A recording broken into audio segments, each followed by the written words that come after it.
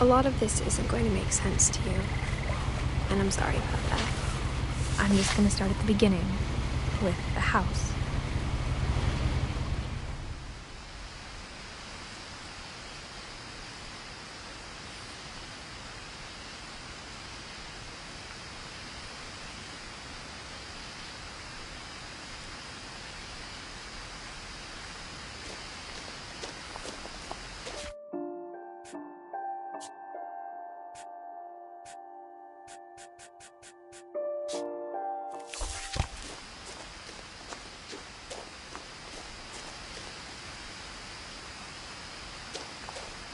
I lived here until I was 11, but I wasn't allowed inside half the rooms.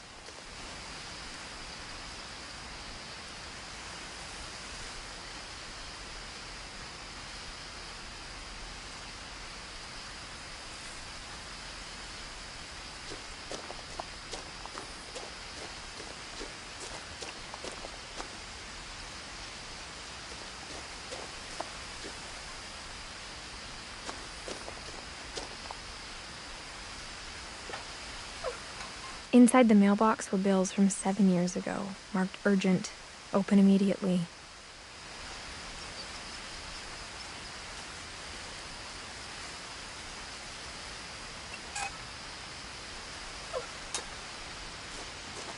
I hadn't been back since my brother Lewis's funeral.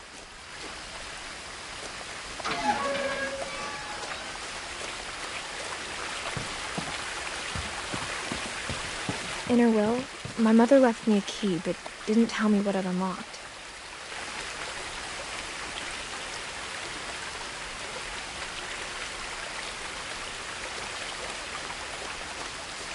Maybe she thought I'd know. Or she thought the mystery would be enough to bring me back.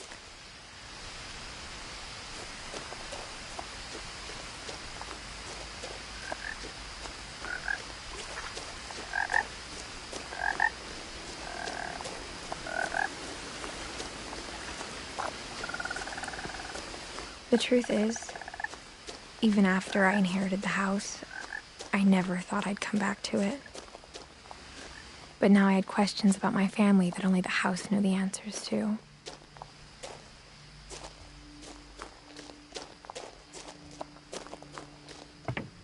The woods around the house have always been uncomfortably silent, as if they're about to say something but never do.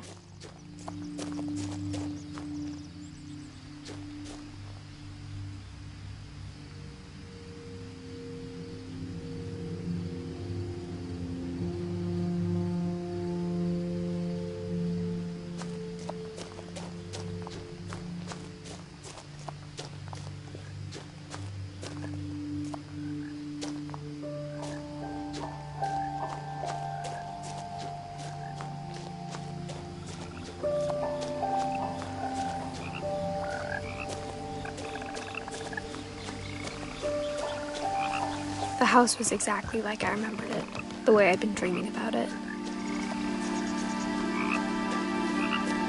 As a child, the house made me uncomfortable in a way I couldn't put into words. Now, as a 17-year-old, I knew exactly what those words were. I was afraid of the house.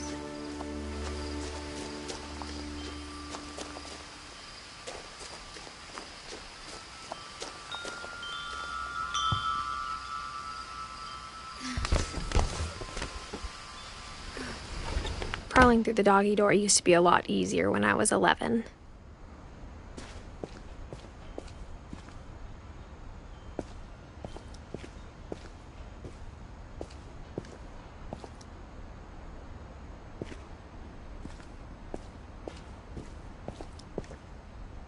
The power had been turned off the night we left. For the first time in years, I felt like I was home.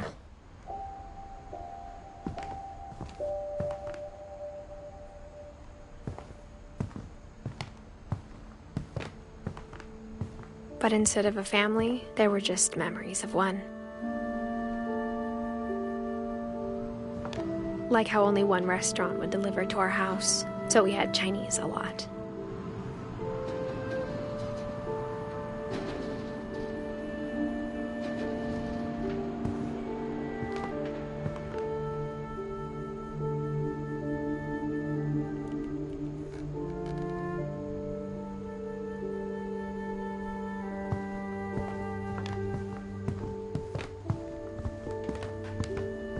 Nothing in the house looked abnormal. There was just too much of it, like a smile with too many teeth.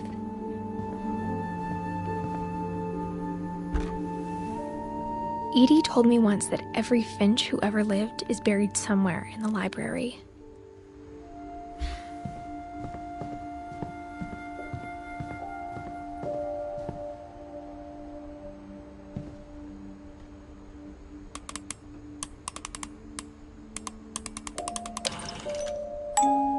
Great-Grandpa Sven built a music box for Barbara, along with the rest of the house. Mom always told me to stay out of the basement, so I wasn't too surprised when the key didn't fit.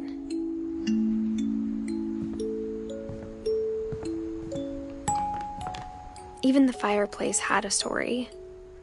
Edie told me the bricks came from the original house, after it sank.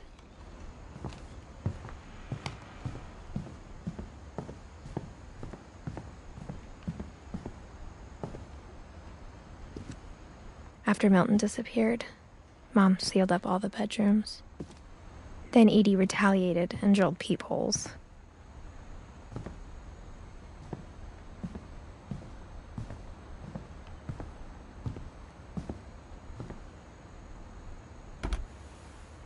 My Grandpa Sam spent 7 years sharing a room with his dead brother, Calvin. As a kid, I just assumed every house had peepholes and sealed rooms you weren't allowed inside of.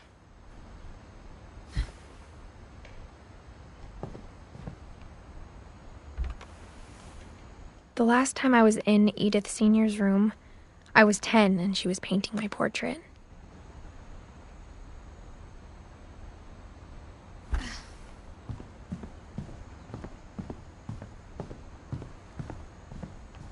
Whenever people ask me about my family, the first thing they always want to know about is Barbara.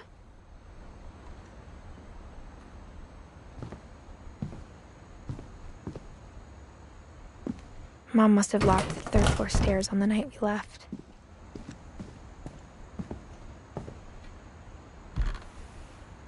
Barbara was a child star for 2 years, until America grew out of it.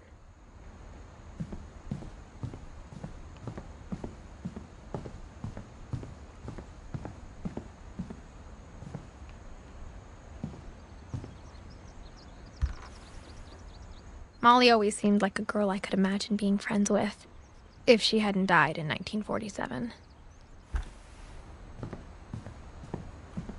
I spent a lot of time playing in Great Uncle Walter's room. Louis told me there were secret passages, but I never believed him.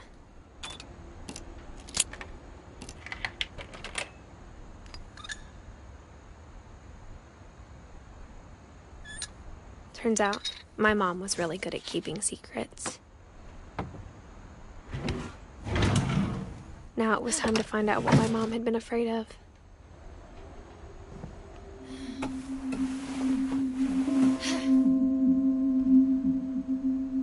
Reading this, maybe it sounds like I had a plan, but I had no idea what was behind that door.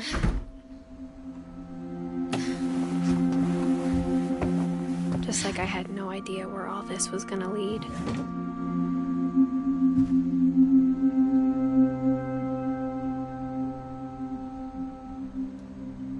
I grew up looking at Molly's room through the peephole. I got the sense Edie had spent a lot of time here, before my mom sealed the doors.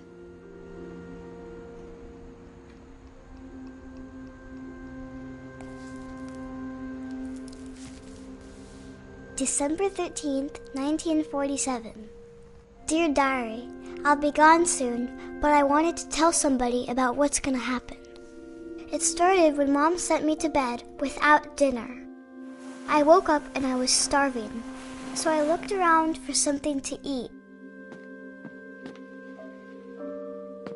The gerbil food was dry, but I didn't mind it.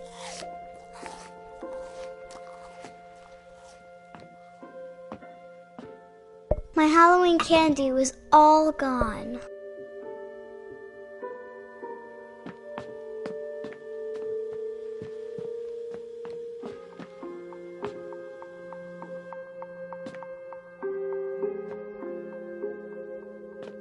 thought about eating Christopher, but I held back.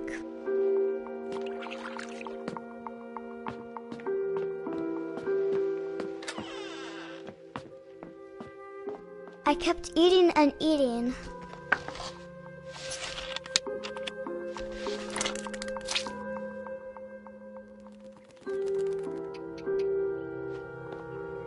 I ate a lot of things that night.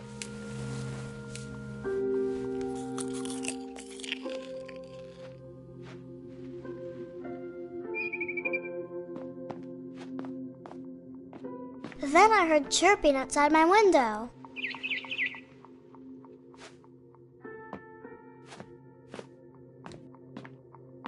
It was a barn swallow going back to her nest.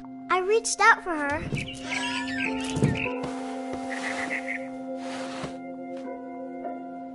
And suddenly,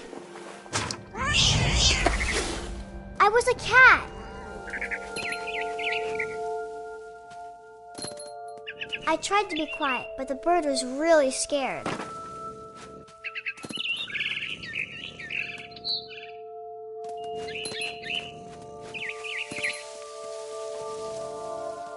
Mom and Dad didn't even look at me.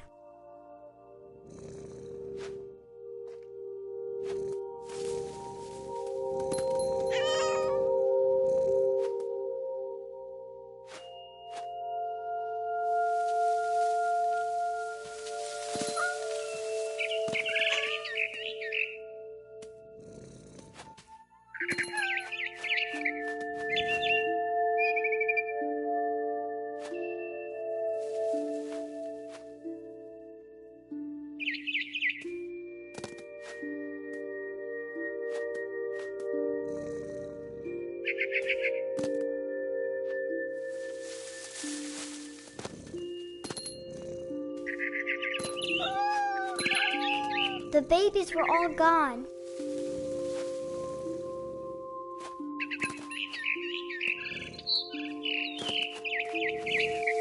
I jumped and I almost got her.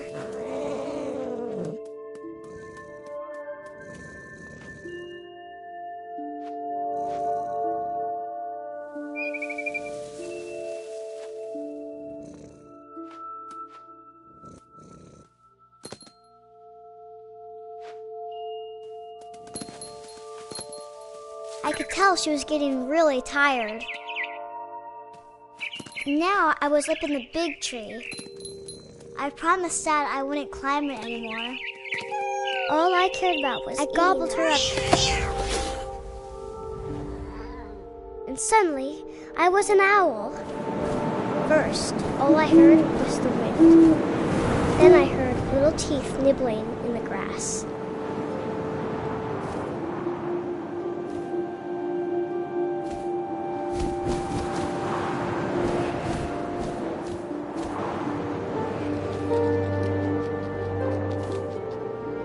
Rabbits.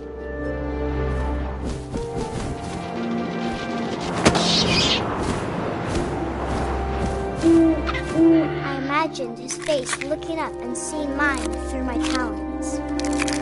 I swallowed him up, and I didn't chew one bit. Then I flew off to find something bigger.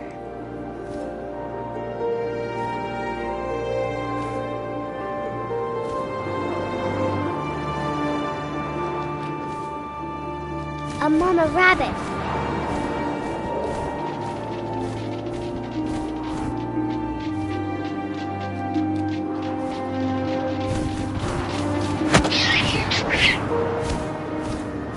She was almost too big to carry. I started choking, but I couldn't stop eating. And suddenly, I was a shark.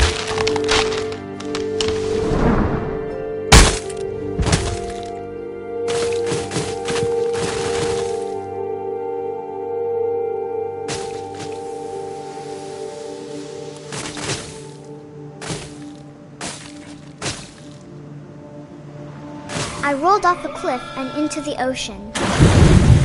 Now, I was hungrier than ever.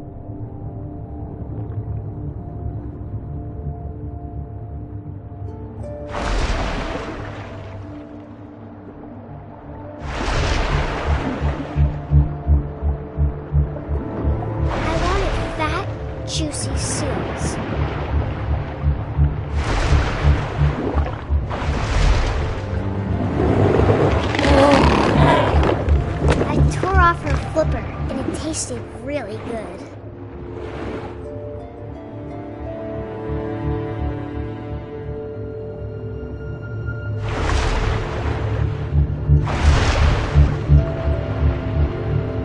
I grabbed on tight, but I was so hungry, I jumped out of the water. When I opened my eyes, everything had changed. Now I was a monster, and I smelled people everywhere.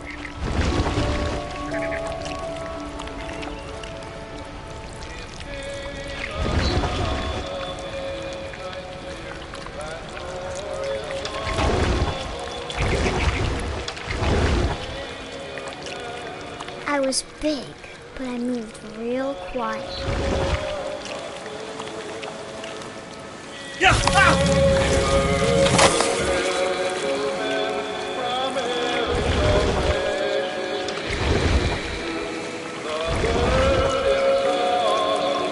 I wanted to stop, but also I didn't.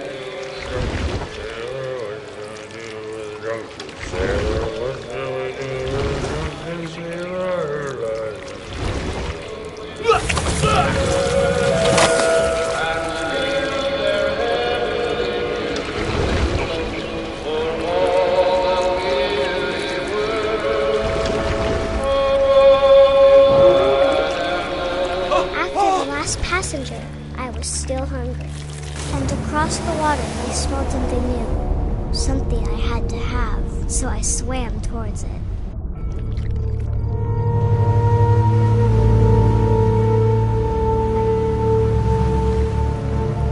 I slithered onto the sand, and the good smell went into an old pipe.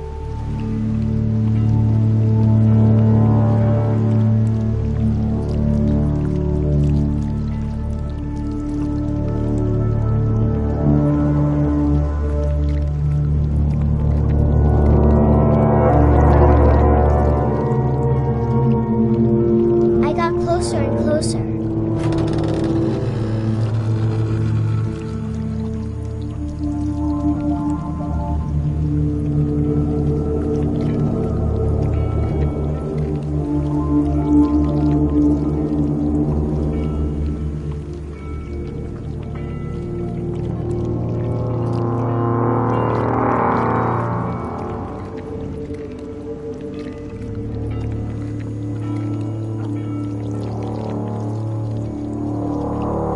All my stomach started growling.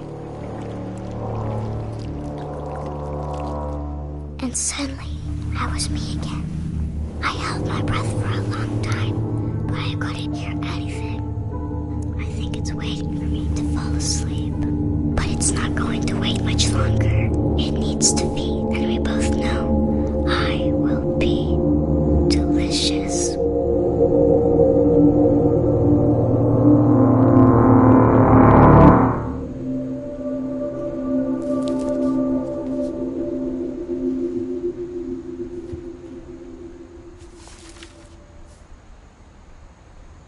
I'm not sure if I believed all of that, but I'm sure Edie would have.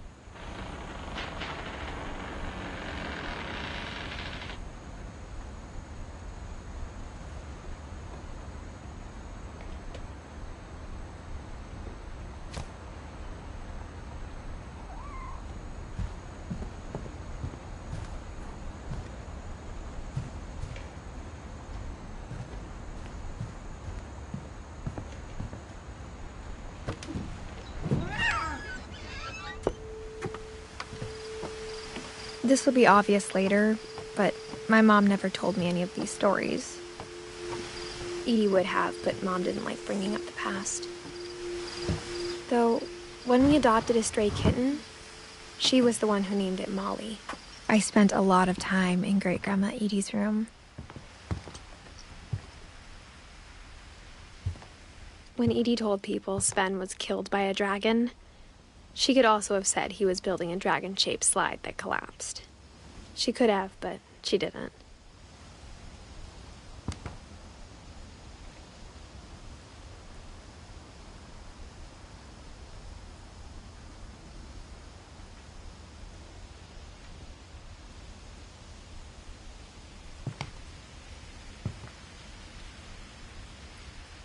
One summer, they evacuated the island, but Edie refused to go.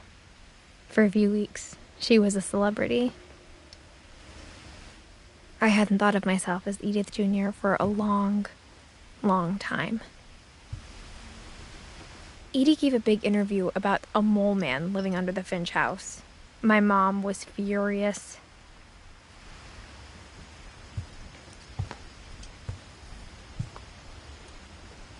Louis died a week before we left, but Edie had already started to memorialize him.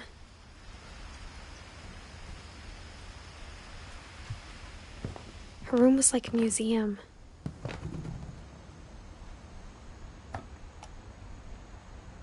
For 500 years, the Finches have been famous throughout Norway for their fortune and misfortune. Odin Finch buries the latest victims of the family curse, his wife Ingeborg and their newborn son, Johan. On January 7th, 1937, he set sail with his family and his house, hoping to leave the curse behind. But 40-foot waves off the coast of Washington send the house and Odin to the bottom of the sea. Odin's daughter Edie, with husband Sven and baby Molly, step ashore on their new home, Orcas Island. Odin Finch is the first to be buried in the new family cemetery. His daughter Edie is already dreaming of a new Finch house.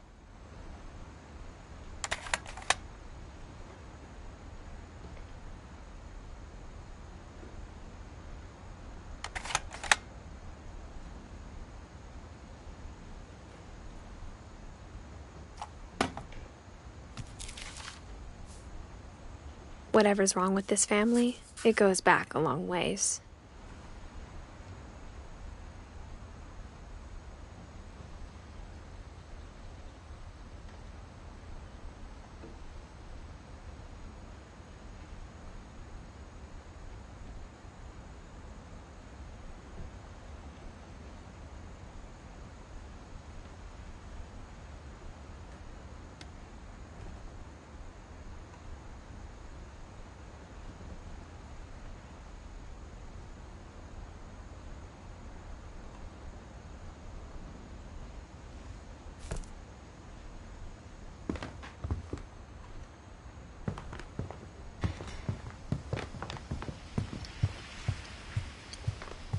Even in her 90s, sometimes Edie seemed a lot younger than my mother.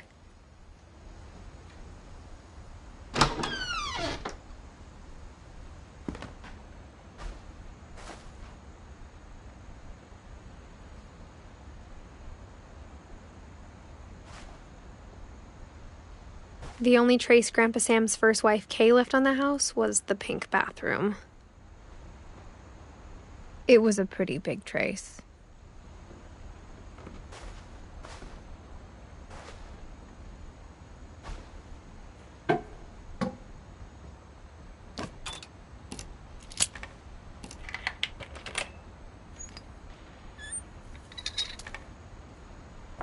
There's a secret in this bathroom.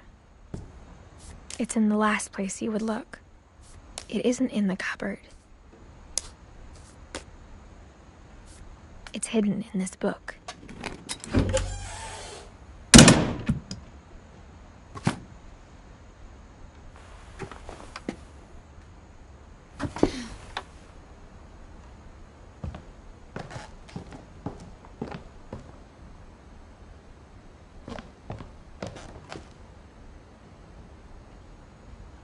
From the paintings on the wall, it was clear my brother Milton had been here before me.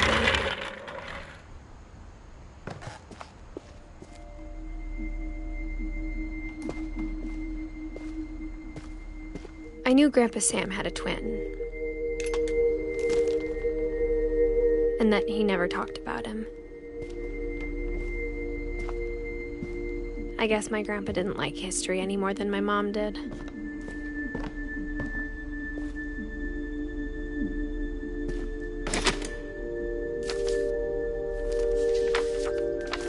How I Want to Remember My Brother by Sam Finch.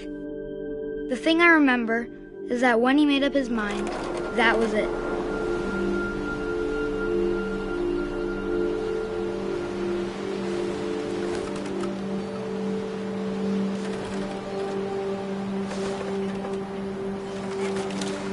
My brother said he'd die before he ate another mushroom. And he did. At Barbara's funeral, we swore we'd never be afraid again. And he wasn't. I think Calvin always wanted to fly.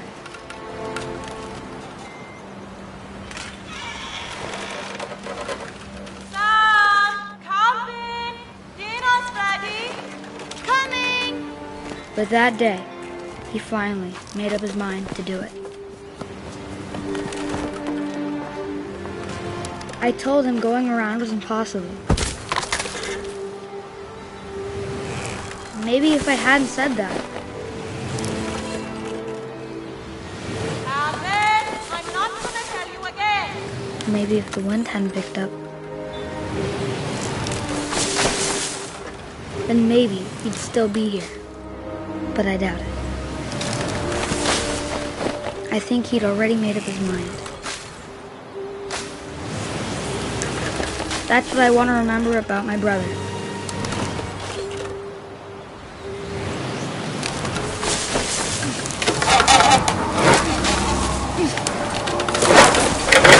The day he made up his mind to fly.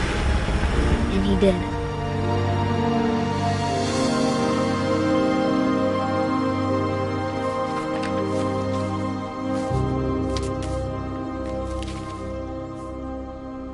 Calvin's story felt strangely familiar. When I was younger, I remember trying to do the exact same thing.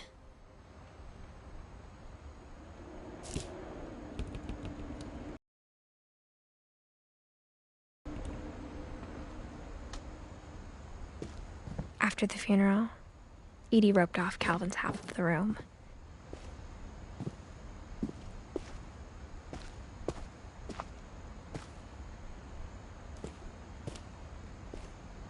Mom said Grandpa Sam enlisted at 18 and never set foot in the room again.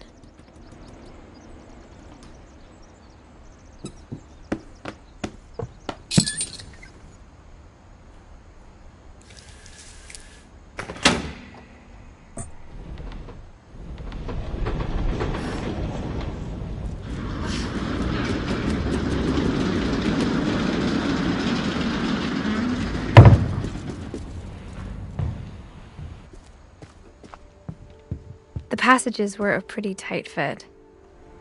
They'd obviously been built for smaller hands and bellies.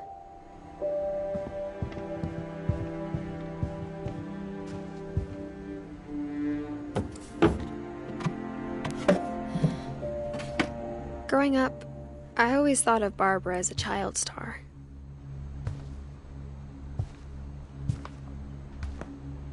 I never thought about how hard it must have been for her afterwards.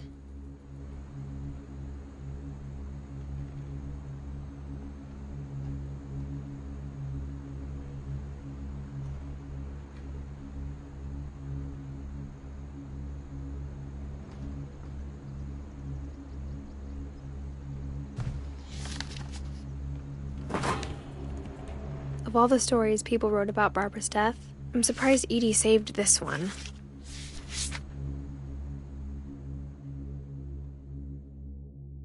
Old Jack here with another ghastly tale inspired by America's most unfortunate family. I'm calling it The Surprise Ending of Barbara Finch. As a child star, Barbara was famous for her scream. Now at 16, she was all washed up. A has-been. But in a lucky break, she'd been asked to perform her signature scream at a local convention for monster movie fans. It was just the boost her career needed. Unfortunately, her scream hadn't aged well. Getting better. I think you just need the right motivation. Her biggest fan and current boyfriend, Rick, was about to demonstrate when...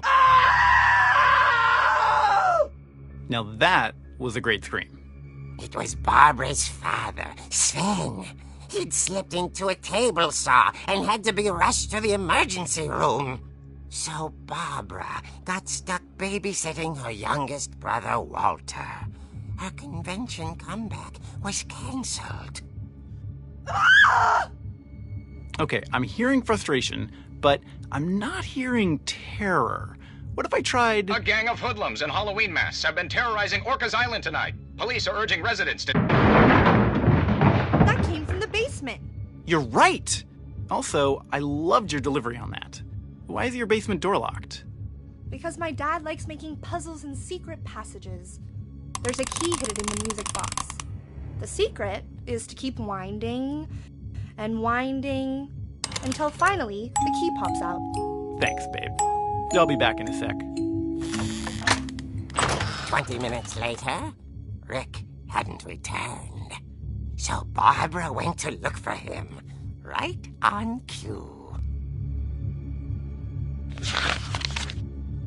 She reached for the music box. And as she wound the key, she listened for Rick, but the house was silent.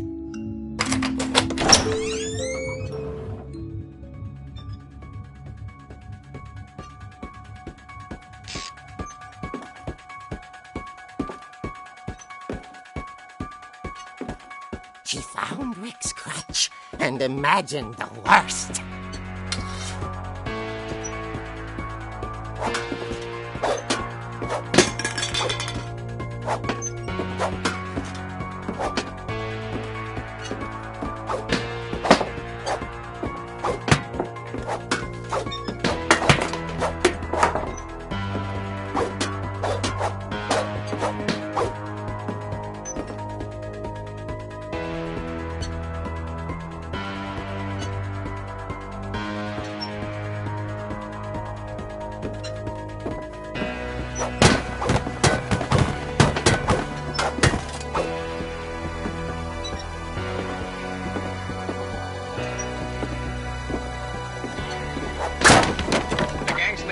Infamous Hookman killer, Dr. Carl Hamill, who impaled and then ate his family 10 years ago tonight.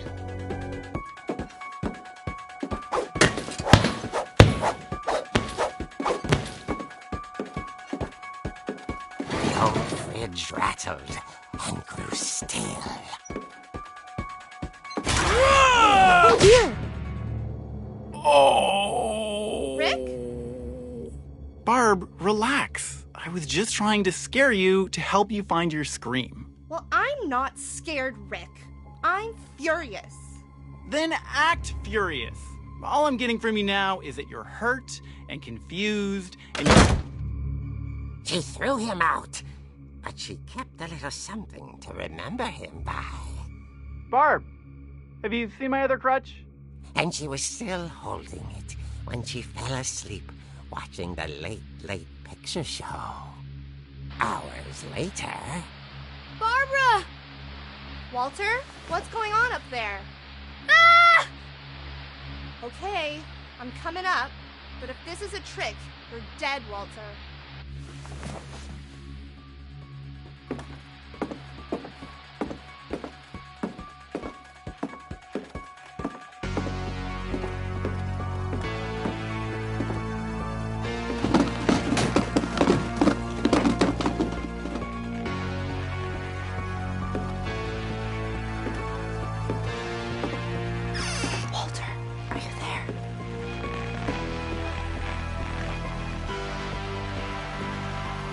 Walter had vanished, but his bedside radio was still on. Orcas Island police describe the man as 6 feet tall, with a steel hook for a hand. Residents are urged to lock all doors and windows and notify the police of any suspicious activity.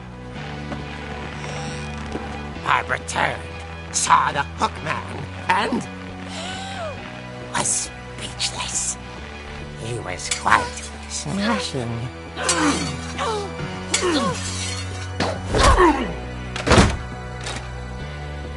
And finally was, he couldn't get enough of Barbara. Okay, Barbara, there's gotta be another way out of here. That night, she played her part beautifully.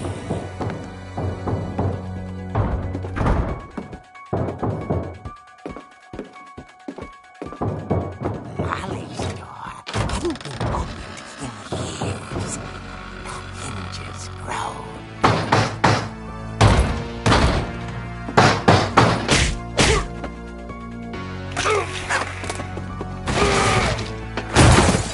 wasn't moving, but she sensed the story might not be over yet.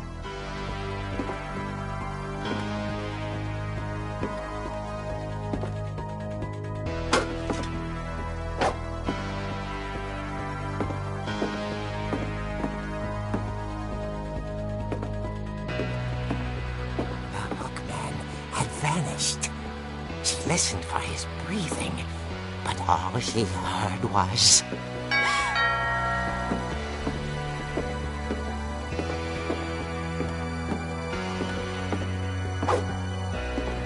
At the door, she heard whispering. It was coming from inside the house.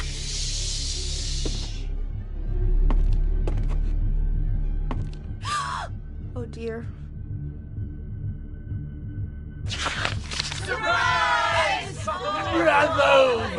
You were wonderful. The monsters had come to surprise her. For Barbara, it was a dream come true. Then she saw what kind of monsters they were, and she realized what was about to happen. She was going to be famous. And with her final breath, Barbara Finch gave the performance of her life.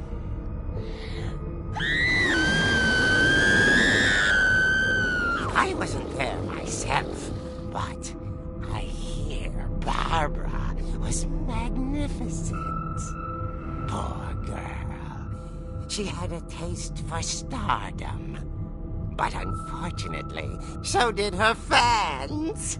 Of course, the police blamed it all on poor Rick, who disappeared the same night. And little Walter, hiding under his bed the whole time. He took it all pretty hard, but that's another story. As for Barbara, tucked inside the music box was all they ever found of her. Her ear. Now that's what I call a real eerie tale.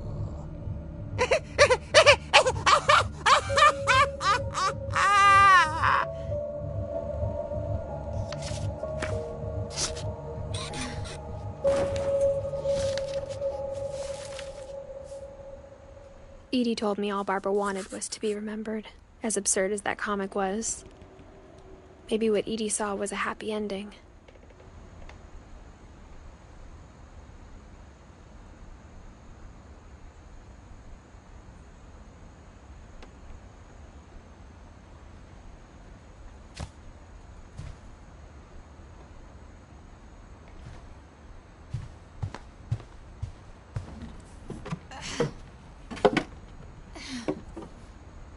I guess now I know why Mom didn't like me playing with the music box.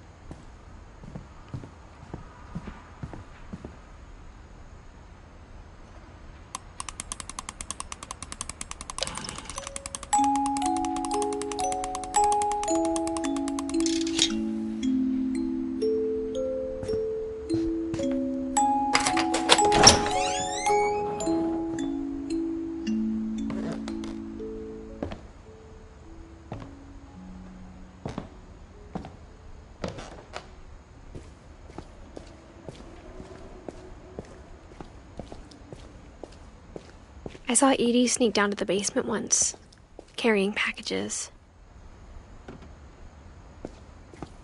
I thought maybe she was hiding presents. It turned out she was hiding a lot more than that.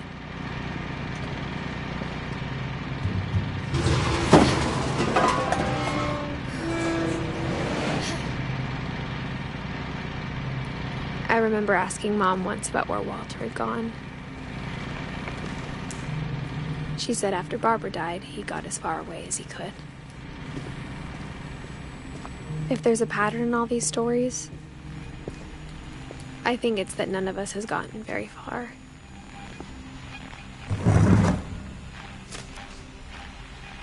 Goodbye, everyone. I can't believe I've been down here for 30 years.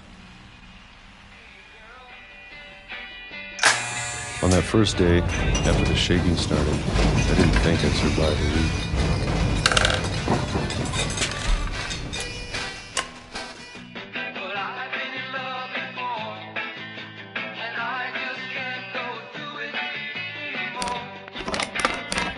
But after a few days, I settled into a routine. That's what kept me sane. Having a schedule, living for today.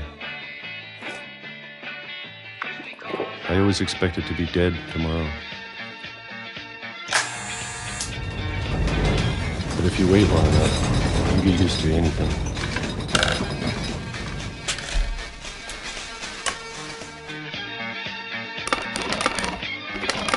Even a monster on the other side of the door starts to feel normal.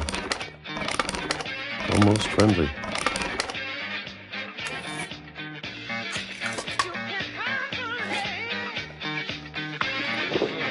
And then one day, everything just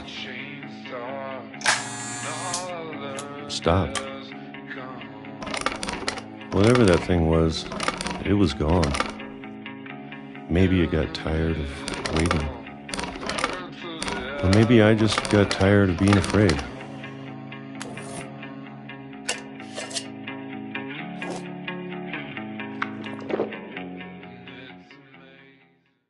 It's been a week now, the longest in 30 years. I'm done waiting. I have to leave while I still can.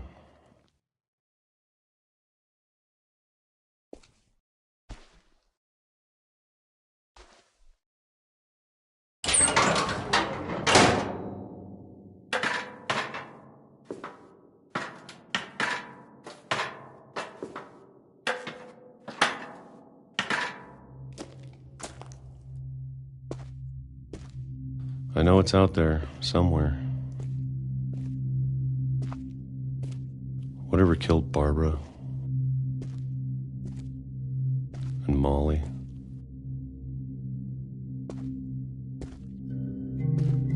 and Calvin.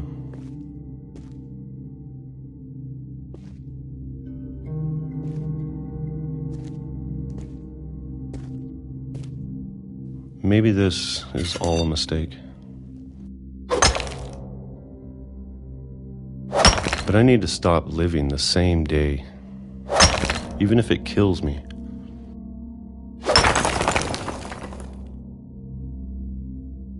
Whatever's out there, I want you to know I'm ready for it. I'm going to appreciate all of it, especially the food. I don't mind if I only have a year left, or a month, or a single week. I'd be happy with one new day. I can already imagine the sun on my face.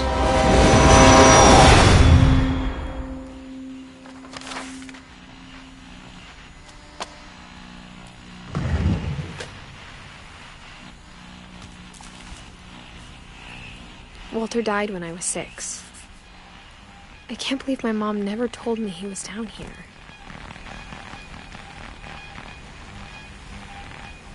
I'm sure my mom was trying to protect me.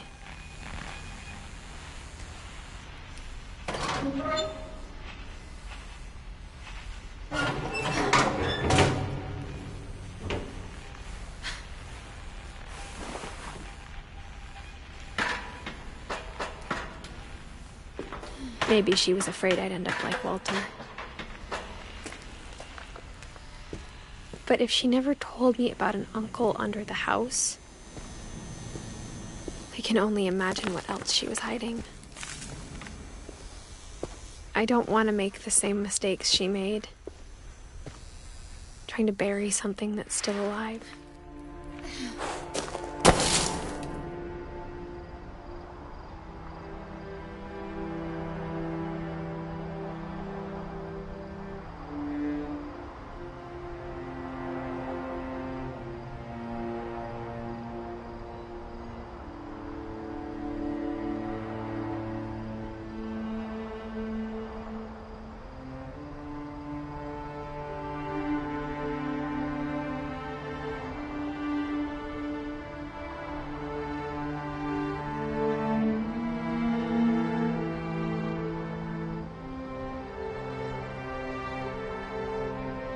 Now that there's only one of us left, or maybe two,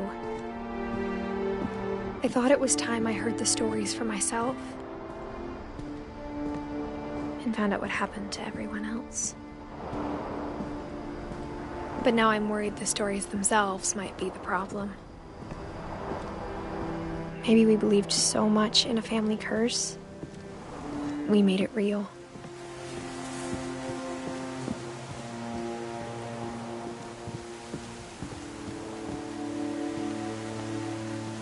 I don't know if I should even be writing this.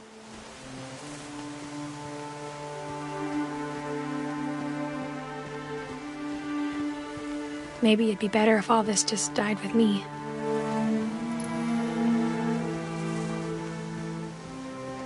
But I thought you should know about your family.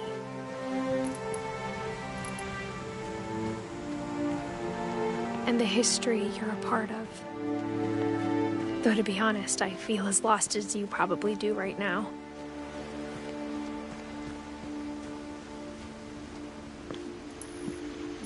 I think the people in these stories believed them, for what that's worth.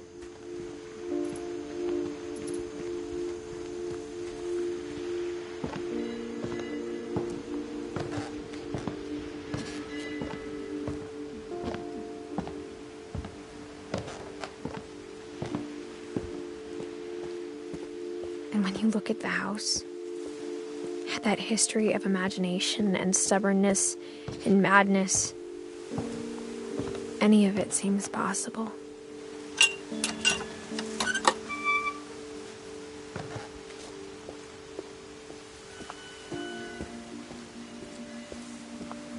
I think we've been surrounded by death for so long, we've just gotten used to it.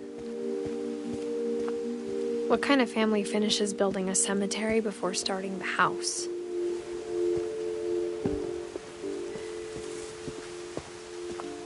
It's embarrassing for me to admit this, but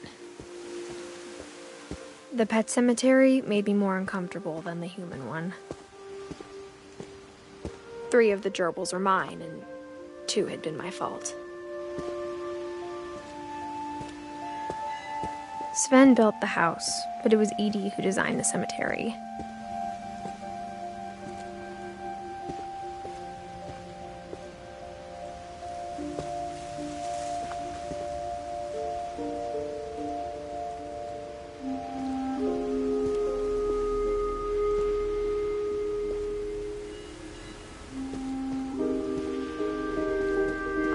I'm sure Odin's monument had been Edie's idea. My mom was always trying to move on, but for Edie, the past never went away. She could see it poking out of the water at low tide.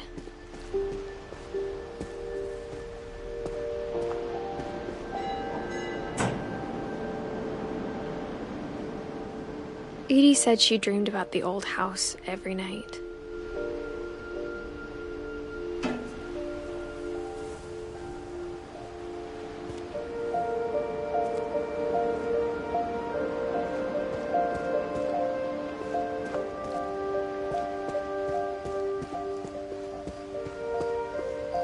Edie's side was always easier for me to understand. But the older I get, the more I can see where my mom was coming from.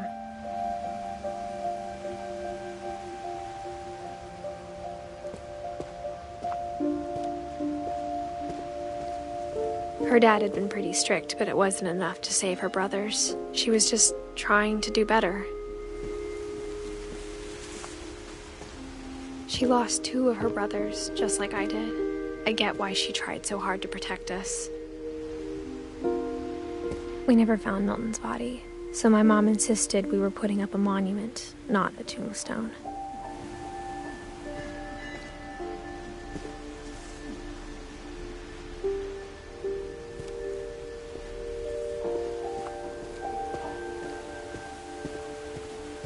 There's so many things I wish I could ask my mom now. Part of me thinks this is what she wanted all along. For me to come back someday and find everything out for myself.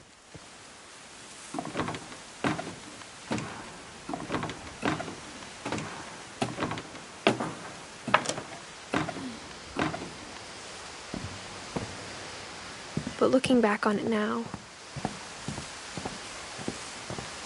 if she told me there was going to be so much climbing, I never would have come when I was 22 weeks pregnant.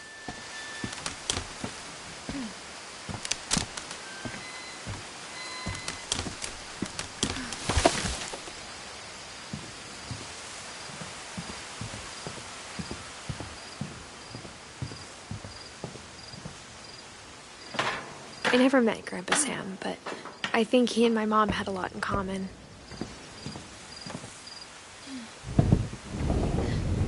They were both pretty intense.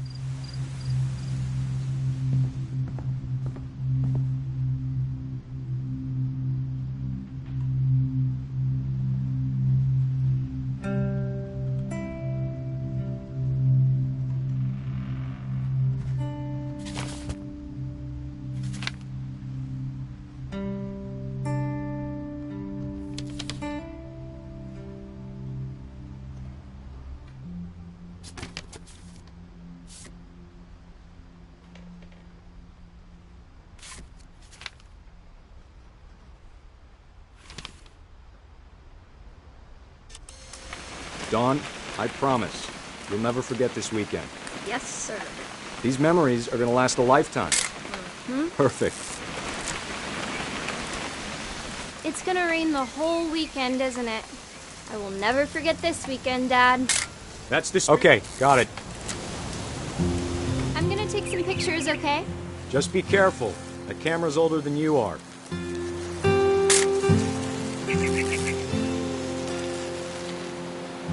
Definitely should not have drunk all that coffee. Hey!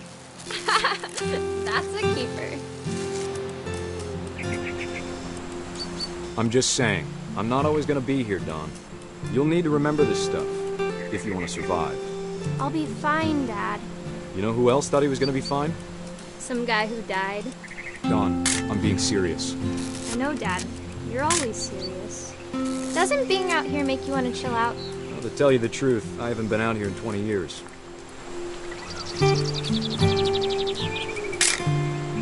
Dawn, don't you think you could find something more interesting to photograph? Last time I was with my brother Calvin. Man, that was a great trip. Your grandpa Sven taught us how to fish, how to build a fire. We found an old logging trail. There were deer everywhere. I bet if I could remember where that trail was, we'd spot a buck for you in no time. Give me a minute to check the map.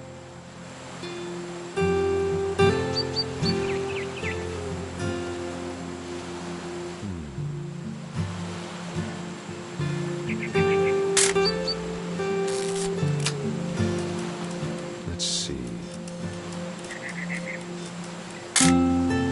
You don't need to waste any more film on me, kiddo.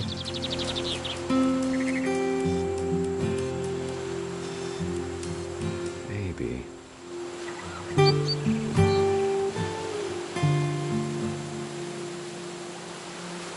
Or was it?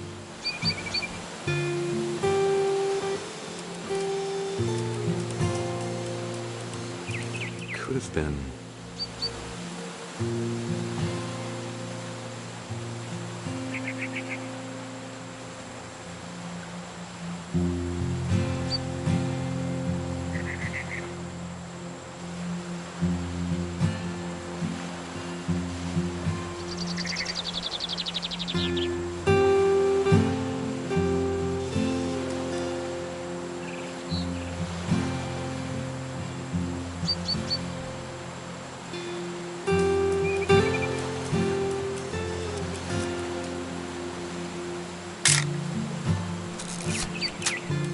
Good eyes, Dawn. Before you take the shot, let me get a picture of you.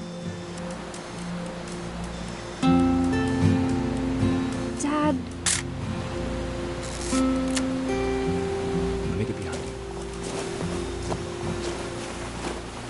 Do I have to do this? Dawn, you don't have to do anything. But if you want to survive...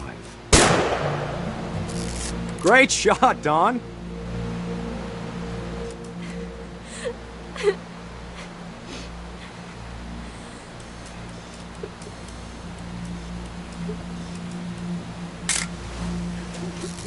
I'm proud of you, Dawn.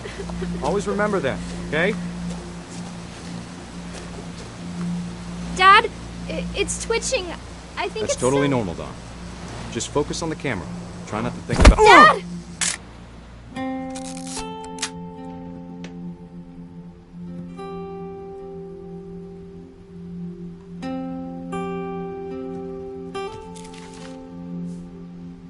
Of all these stories, that's the one I wish most that my mom had told me.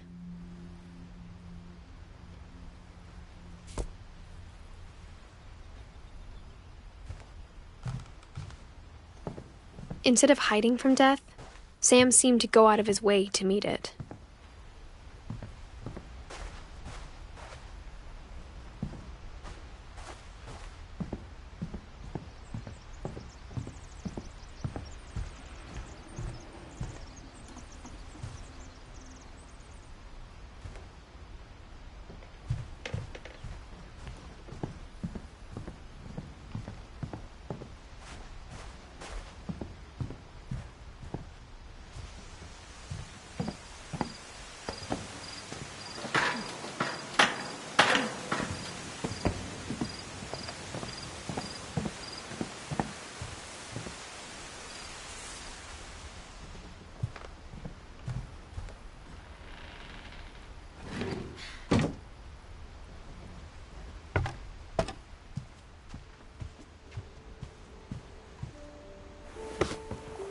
After Sam died, my mom and Edie got really close. They'd both lost a lot.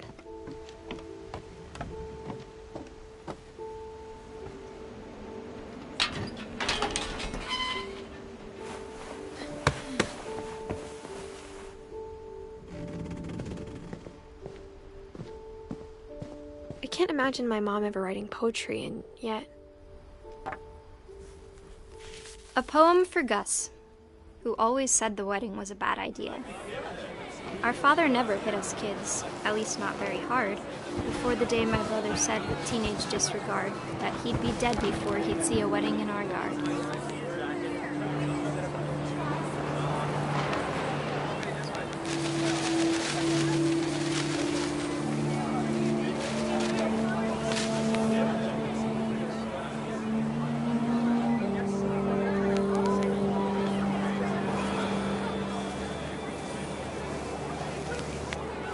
My father made him come, of course, but Gus stood far apart, just flew his kite and bottled up the storm inside his heart.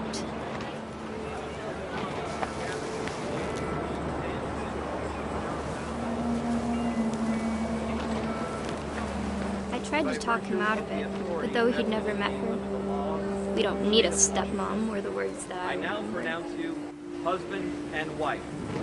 You may kiss the bride.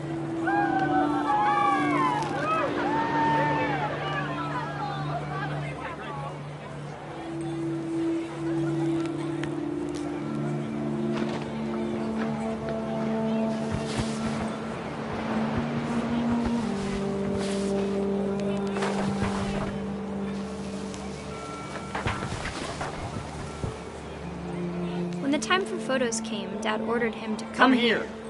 But Gus declined, and as a sign held up his middle finger.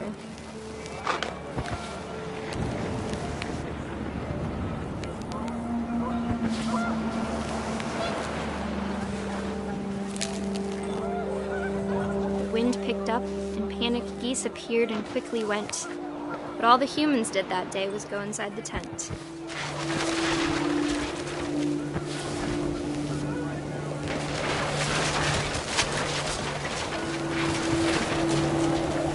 The rain came down in buckets then, but no one seemed afraid that nature might destroy the tent our dad had crudely made.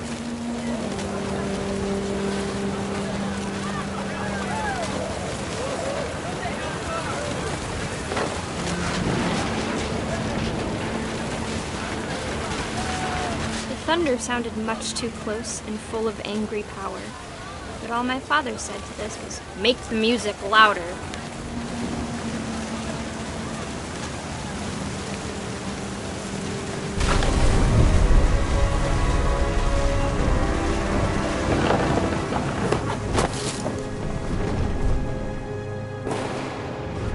I wish that I could truly say I thought about you on that day.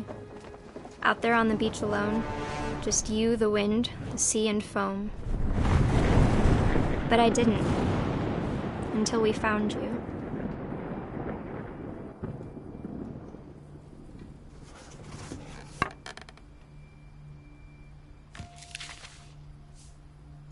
She never talked about him, but Mom told me once if I was a boy, they were going to name me Gus.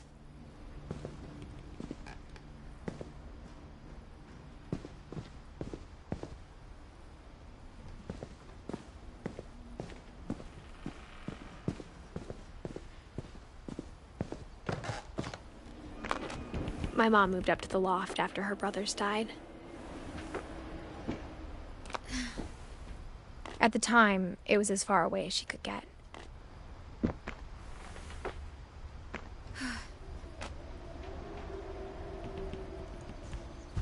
I can't imagine what it was like for her to lose 2 sons after she'd already lost 2 brothers.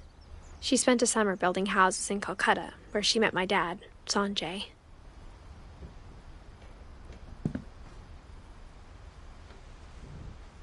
My mom moved to India a week after graduation and got a job teaching English. Louis was born a year later. When my dad died, I don't think Mom knew where else to go. I'm sure Edie was happy to have her back. The house had to get a little bigger, but Edie was used to that. And for a while, things were good. Almost normal, but it didn't last. The beginning of the end was Milton's 10th birthday, when Edie gave him a castle.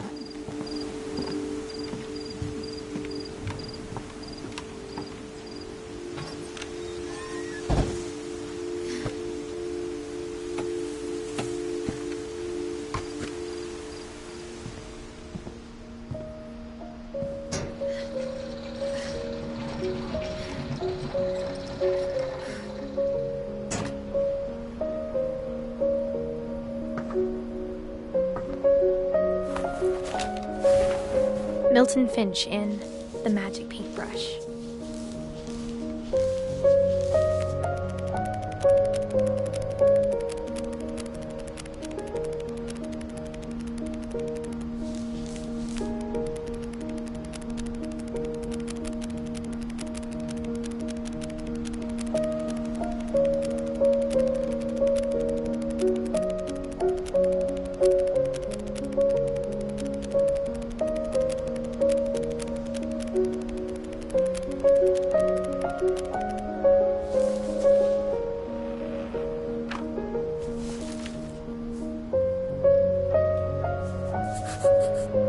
I was 4 when Milton disappeared.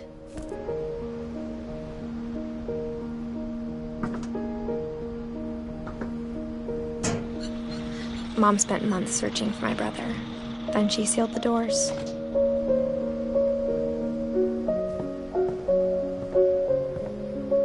Whatever Milton had found in the house, Mom didn't want it getting out.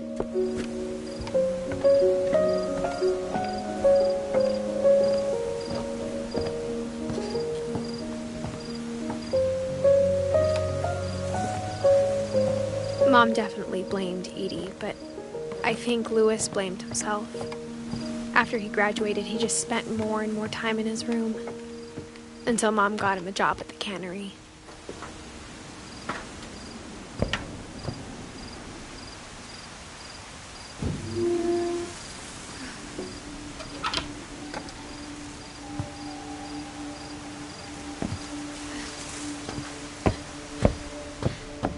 Louis's room smelled very, very familiar. That part of him lived on.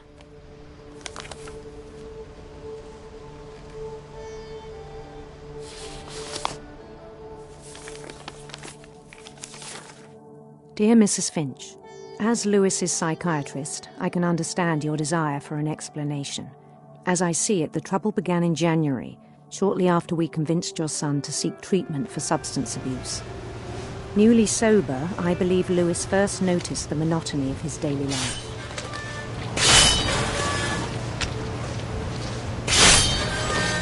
He kept working at the cannery. but he withdrew part of himself. In our sessions, I saw the same behavior. His mind began to wander. I asked him to describe it. He said he started small, imagining a labyrinth. He'd feel his way about. Then something moved. Bats. And toads. And things that have not names. He knew it was all in his head. But he took it very seriously. I had hoped he'd find himself.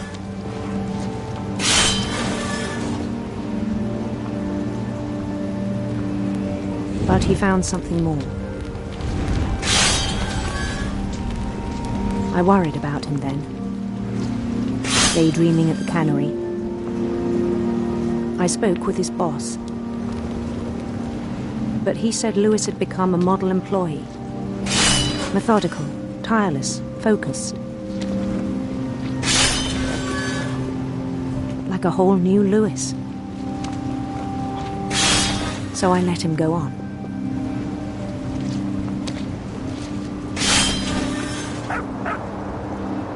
I even encouraged him. It seemed very promising at first. He told me he'd made a new friend.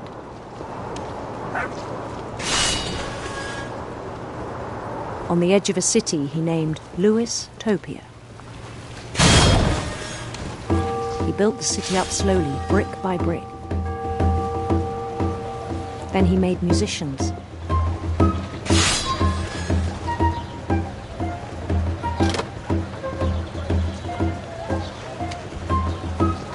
And songs for them to play.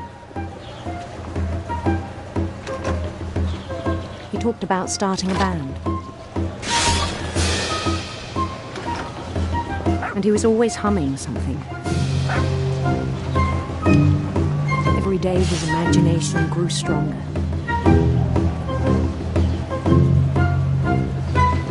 He no longer spoke at the cannery. But his chopping was as reliable as ever. Then one day it struck him that all the cheering crowds, even the stones under his feet, were all in his imagination. So he could do whatever he wished.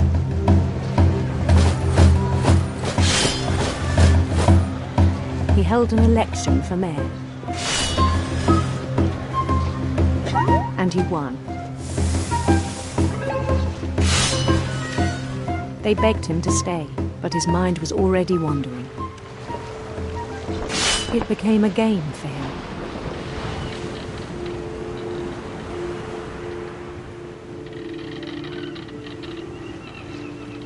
He'd conquer a city, then immediately push on. New Louisville.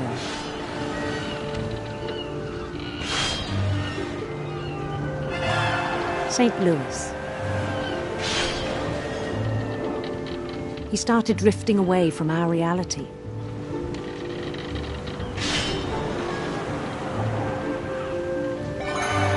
Minneapolis, until one day he forgot to go home from the cannery.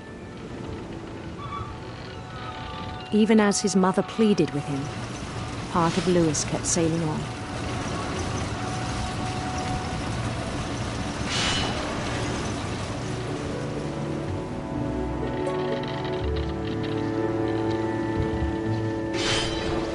In Louisburg, he heard rumors of a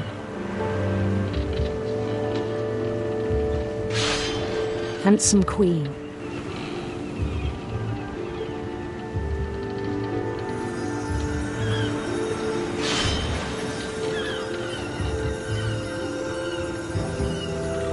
The queen was on her own quest for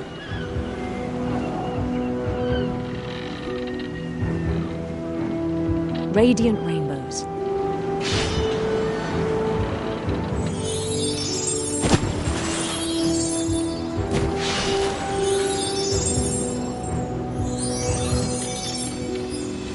followed the sound of her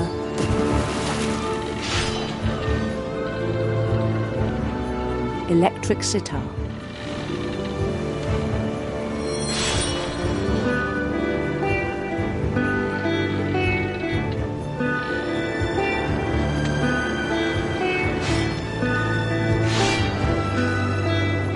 His chase led him to a golden palace east of the sun and west of the moon.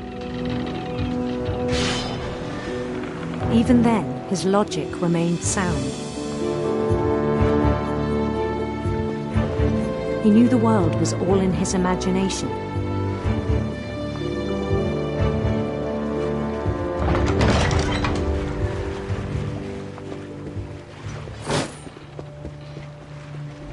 But he was so proud of having created it.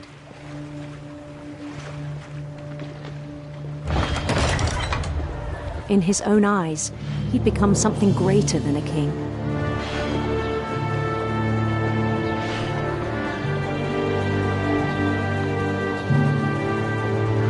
For someone who'd never known success in the real world, I think it was overwhelming. And then it struck him that the real Louis was not the one chopping salmon, but the one climbing the steps of a golden palace.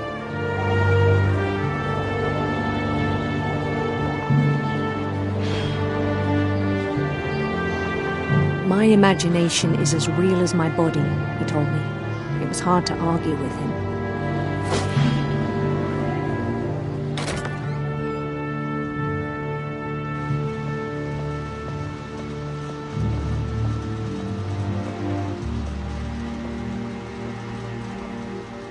He began to forget the world we know.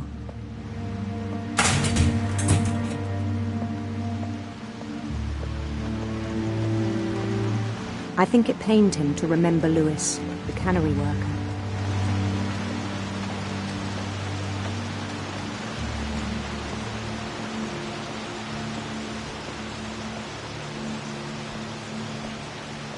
He began to despise the man with a royal contempt.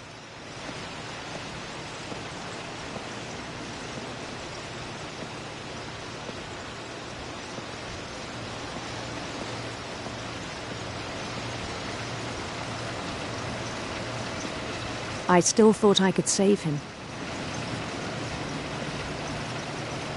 Even after he said he was being crowned king over all the lands of wonder.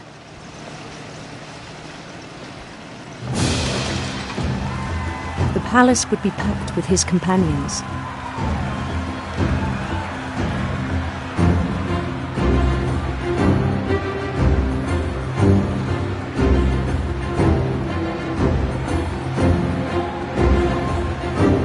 Including the wise Calico who'd insisted on advising him.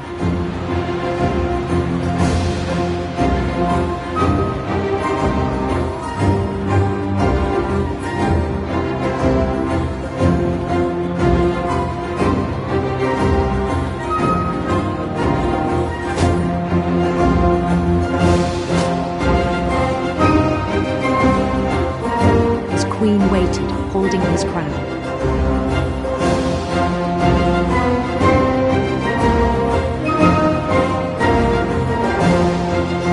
There was only one thing left to do.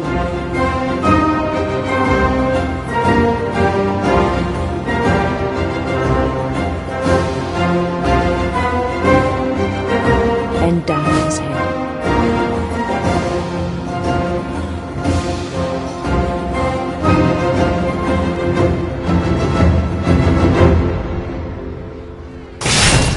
And the rest I think you know. Mrs. Finch, your son was a kind man who will be missed by all of us who knew him.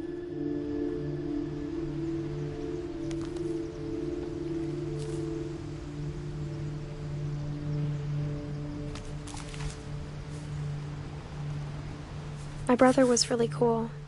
I wish you could have met him.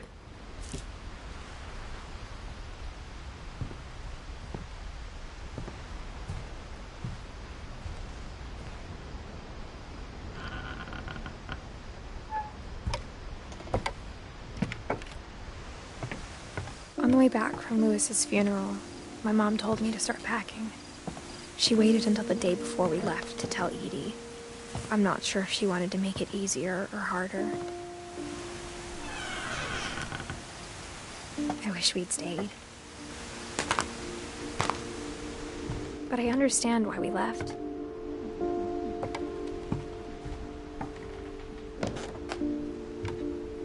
What happened that night had been coming for a long time. Maybe it should have come sooner.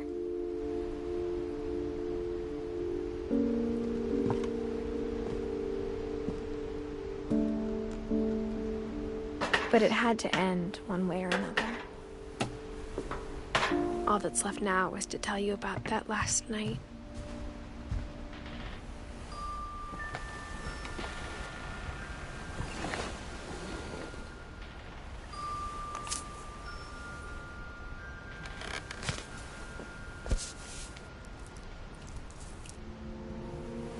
That whole last day, Edie just watched us pack and didn't say a word.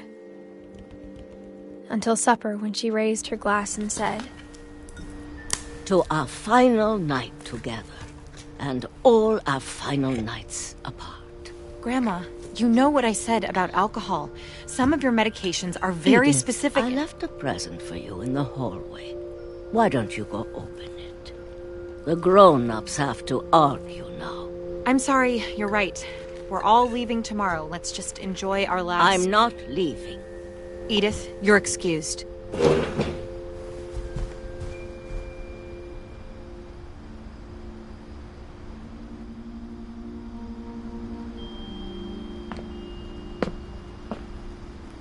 The power had been shut off that morning, but Edie always had plenty of candles.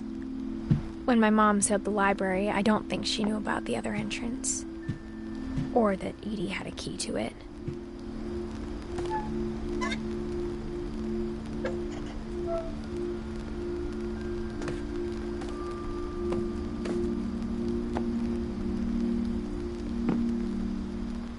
That thing you're afraid of isn't going to end when you leave the house.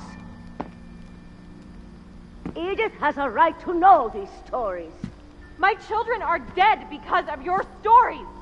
I think it's best if Edith and I leave tonight. We'll have the nursing home send a van for you in the morning. Okay? Dear Edith, there's so many stories I wish I could tell you, but there's only time for one. This is about what happened on the night you were born. That night, the tide went way, way out.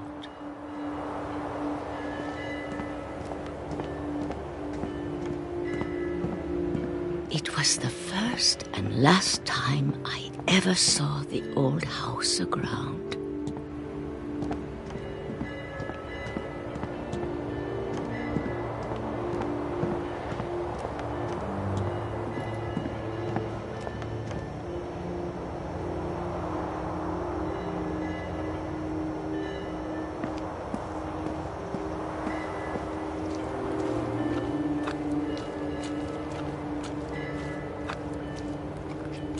There'd been an earthquake out in the middle of the ocean.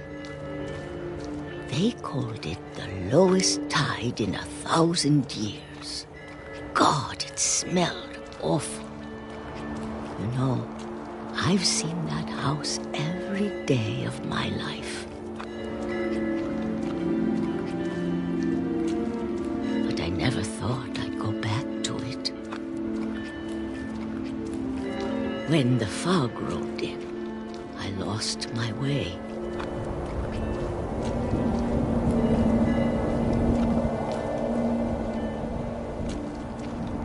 I got turned around.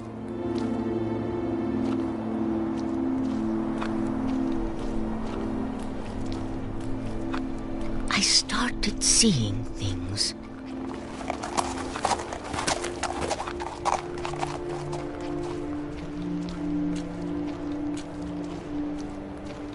Things I'd forgotten had ever existed.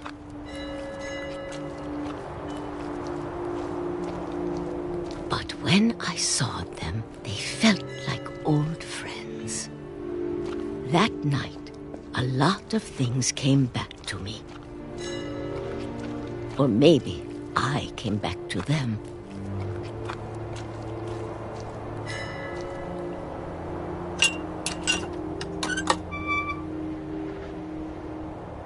Things I can't explain, but that I need you to try and... Edith, what are you doing in here? It's mine. Edith! Mom, you're gonna rip it! Let go! I kicked and screamed, but Mom dragged me to the car.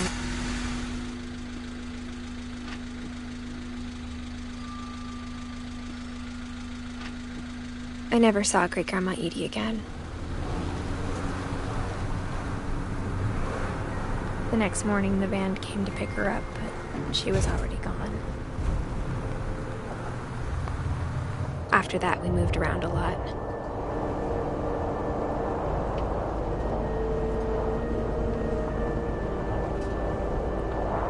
We both tried to make the best of it.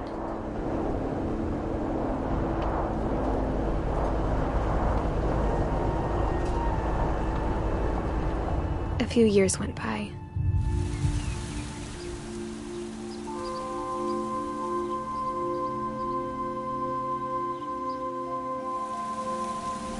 My mom didn't like to talk about it, but she started getting sick a lot.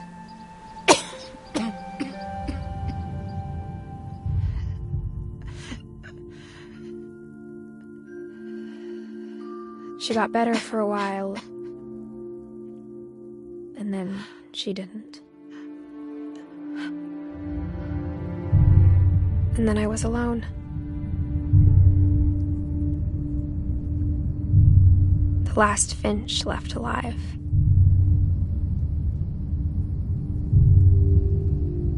Until I found out about you. I'm still not sure what to tell you about all this. If we lived forever, maybe we'd have time to understand things. But as it is, I think the best we can do is try to open our eyes.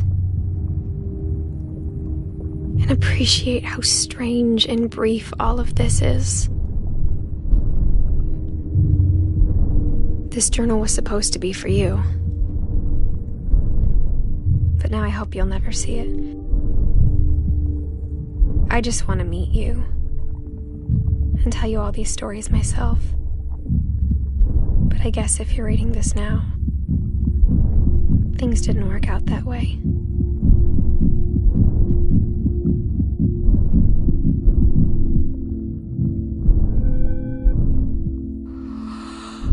This is where your story begins.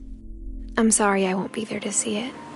It's a lot to ask, but I don't want you to be sad that I'm gone. I want you to be amazed that any of us ever had a chance to be here at all. Good luck.